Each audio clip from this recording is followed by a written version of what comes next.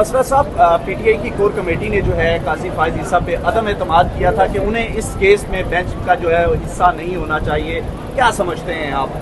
जब हमने अदम एतमाद कर दिया हमारी कोर कमेटी ने कि वो जितने केसेस हैं इमरान खान साहब और तहरीक इंसाफ के, उसमें काजी फायज ईसा साहब हिस्सा ना बने तो उनको नहीं बैठना चाहिए था, उनको खुद बेंच छोड़ देना चाहिए था। हमारा फैसला तो कायम है।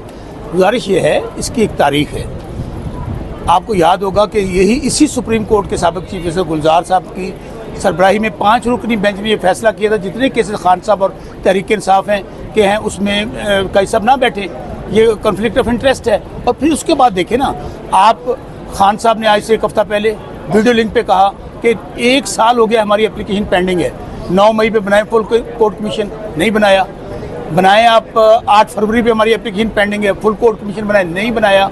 आगे चलें, हमने कहा हुआ है कि इंसानी हकूक़ की जो पामाली हो रही है उस पर फुल कोर्ट बनाए, नहीं बनाया। अब आगे आ जाएं, काजी साहब ने हमसे बल्ले का निशान छीना है जिसकी वजह से आज ये सारा मामला हुआ है, जो ख़वातीन की सीटें छीनी गई हैं उस बेंच का हिस्सा थे। अच्छा, उसके बाद उन्होंने क्या किया, लेवल प्लेइंग फील्ड हमें नहीं दी।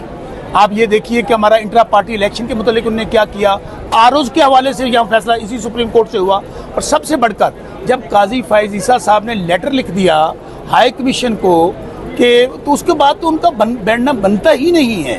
तो लेकिन आज मुझे उम्मीद थी कि वो नहीं बैठेंगे। हमारी लीगल कमेटी ने, जाहिर है जब वो खुद उन्होंने बाइकआउट नहीं किया और वो नहीं उठे तो हमारी लीगल कमेटी ने फैसला किया कि जो बेंच बना हुआ है उसके सामने हम केस की समाअत कर लेते हैं।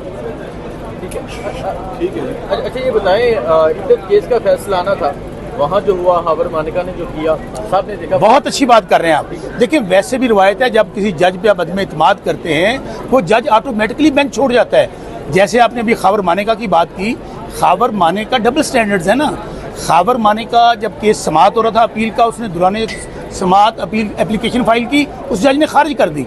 जिस दिन फैसला होना था उसने दोबारा दरखास्त दे दी कि हमें एतमाद नहीं है, वो मंजूर कर ली जाती है। और हम चीख के कह रहे हैं, और पाकिस्तान की सबसे बड़ी अदालत के काजी को कह रहे हैं कि आप अलग हो जाएं, वो ज़बरदस्ती हमारा हर केस अपने पास लगा लेते हैं। तो मेरे ख्याल में इट्स अनफेयर।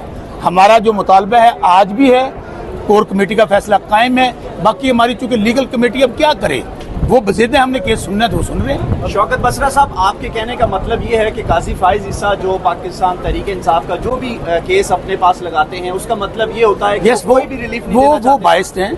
वो मैं आप सारे केसेस उठाकर देख लें, जितने भी आज तक हमारे केसेस वहाँ से आए हैं किसी में हमें रिलीफ मिला हो, और हमारे जेन्युइन केसेस हैं। और बल्कि वो तो ये हुआ कि इंट्रा पार्टी इलेक्शन जो इलेक्शन कमीशन ने माना हमारा हुआ है, वो तो चीफ जस्टिस साहब उससे भी एक हाथ आगे चले गए। जो हाई कमीशन को लेटर लिखा है उसमें उन्होंने कहा जी कि इनका इंट्रा पार्टी इलेक्शन हुआ ही नहीं, तो वहाँ बताएं अब हम क्या इंसाफ की तवक्को करें। साइफर का भी फैसला आने वाला है, क्या रखते हैं आप? साइफर क्या तमाम केस झूठ, फ्रॉड, फैब्रिकेटेड केसेस हैं। खान साहब को झुकाने के लिए, बुशरा बेगम को फिर तोड़ने के लिए फ्रॉड केस बनाया इन्होंने इद्दत का, इसलिए इन केसेस में कोई एविडेंस तो है नहीं। सर उम्मीद है हमें कि जिस तरह अदलिया ने स्टैंड लिया है, ये तमाम के तमाम केसेस ख़त्म हो जाएंगे। Thank you.